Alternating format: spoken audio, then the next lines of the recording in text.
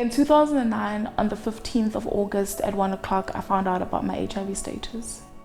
I was 20 years old when I got diagnosed with HIV. I had not accepted my status. I was still in a journey of accepting my status, just like I am right now.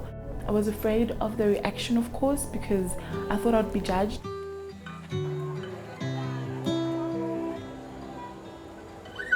We have 7 million South Africans living with HIV to date. So weekly in South Africa, we have more than 200,000 new infections weekly.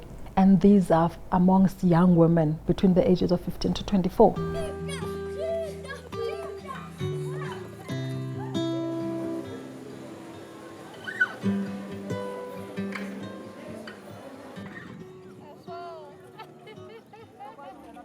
People don't speak about HIV and AIDS because there's still a stigma attached. A lot of people still view it as it's evidence of you doing something that you're not supposed to do.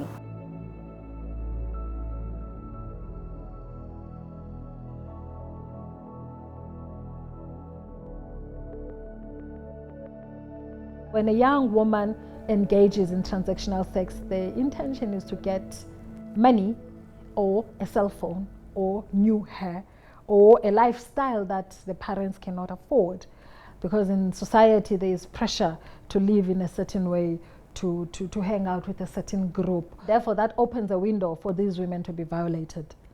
And when they are violated, they will take the violence, as long as the violence comes in with what they want. That's our sad reality. In my case, it was just an intergenerational relationship. He was older than me and yes, had more power, but then there was no arrangement. I don't even think I loved him. No, I would be lying if I said that.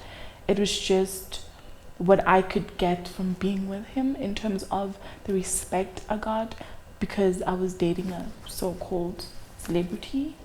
It wasn't really about love. I just felt good inside and it filled the void that I had inside of me. I didn't know that he was living with HIV. He did not disclose his status to me. Women are scared to go for HIV testing because they won't know how to respond when the result is positive.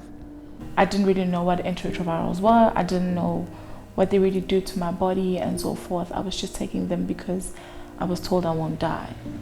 I think after stopping my medication in January, I genuinely thought that the HIV was gone, and it led me to then being sick for 6 months. I had TB, I had pneumonia.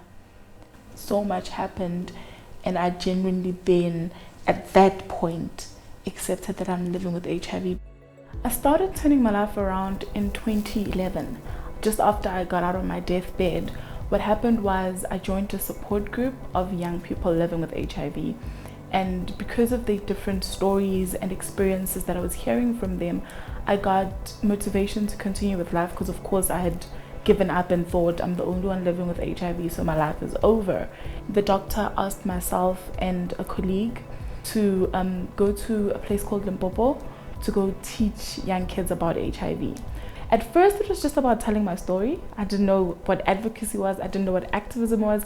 I didn't know that there were policies. I didn't know anything. I just wanted to tell my story. I wanted people to know that HIV positive or not, you can still continue with life. That was my initial idea. When I see people's messages either on Facebook or WhatsApp thanking me for sharing my story and giving them a reason to live, then I know that this was my purpose and this is what I'm supposed to be doing. It is important for young people to start speaking out, especially young people living with HIVs, because we are the future. You know, it's up to us to change the status quo and what HIV is in the world. The dream for the Black African child is for them to tell a different story to mine and tell a story of an empowered, educated African young woman.